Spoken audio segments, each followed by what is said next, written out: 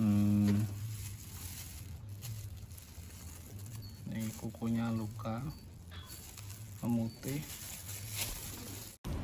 Oke, assalamualaikum warahmatullahi wabarakatuh. Saya lihatin ada penyakit foot rot, pembusukan kuku kaki. Dari sini saya mulai ngecek dari sela-sela kuku sapi.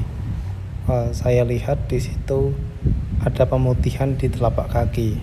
Harusnya kalau kuku sapi normal dia agak menghitam, tapi itu warnanya agak memutih. Dan ada kemerah-merahan juga, tapi nggak terlalu terekam di kamera saya. Ini sakit, bengkak. Saya pak tak cek ya nona naik gak. Coba kita cek ada infeksi enggak.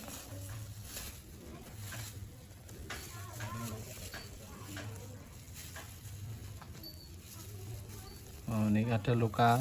Luka pak dalam pak. Ini nandes malah pisan kas.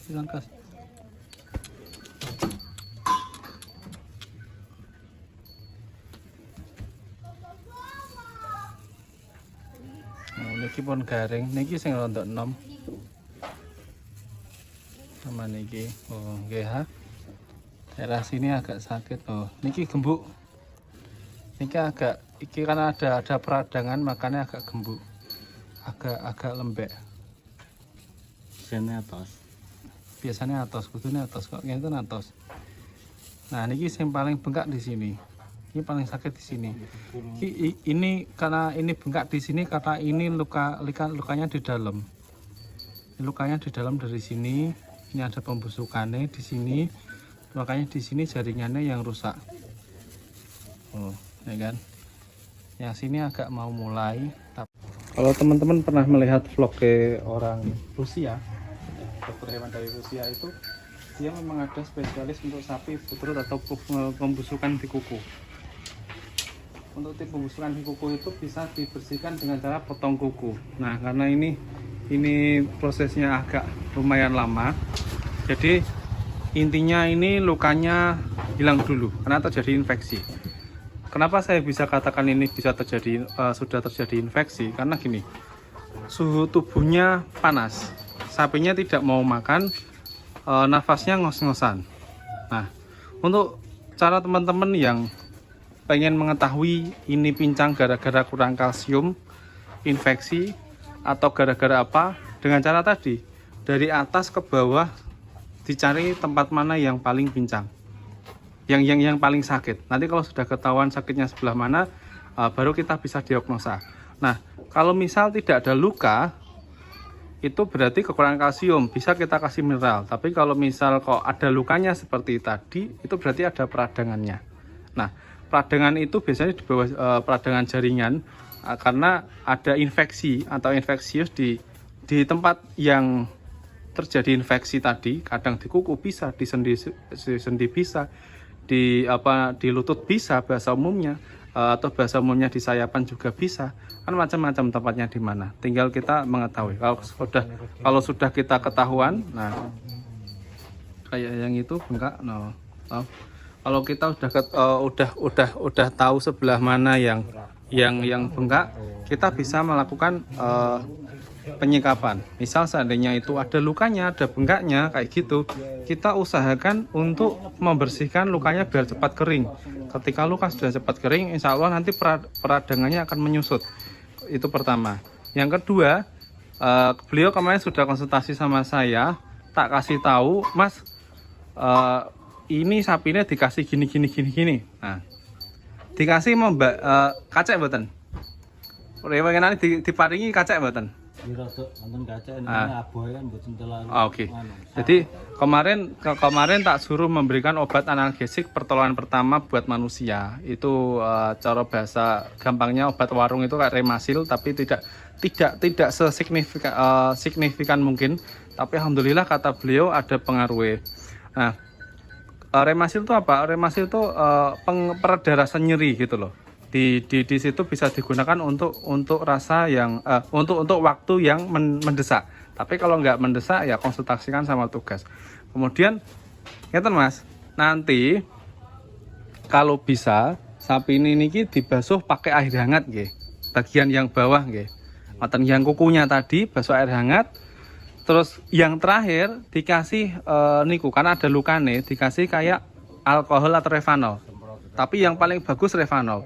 Nah alkohol mangke jaringan kulitnya rusak mangke.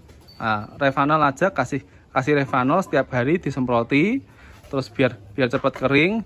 Terus biar sekiranya tidak dihinggapin lalat, biar tidak terjadi makin parah pembusukannya, area kaki itu diolesi minyak kayu putih, tapi bukan tempatnya yang sakit ya, tapi sekitarnya, biar tidak mambu amis. Nanti takutnya kalau semakin parah akan ada nanai, nanti akan tambah amis. Gitu. Kalau tambah amis nanti akan tambah parah.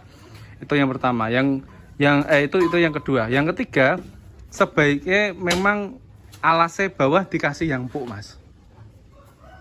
Dikasih yang empuk. Nonton nggih. Itu yang paling baik.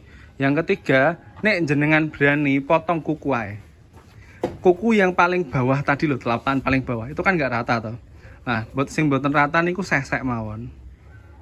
Disesek, nak misal jenengan eman-eman. Misal masih mau menghendaki sapi ini di kandang agak lama. Itu disesek mawon atau dibuat rata.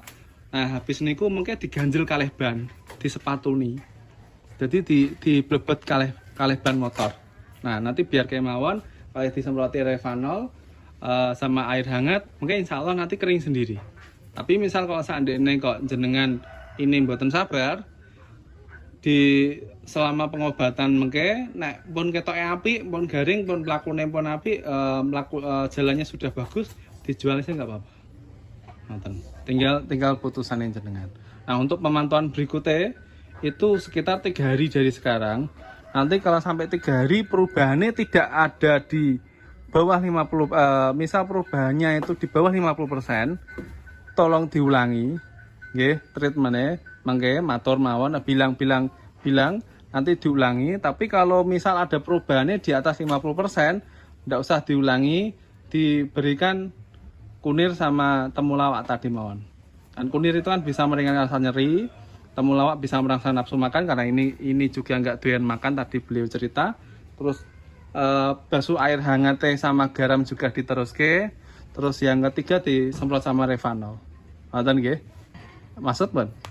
Nah, jadi kurang lebihnya seperti itu karena gini.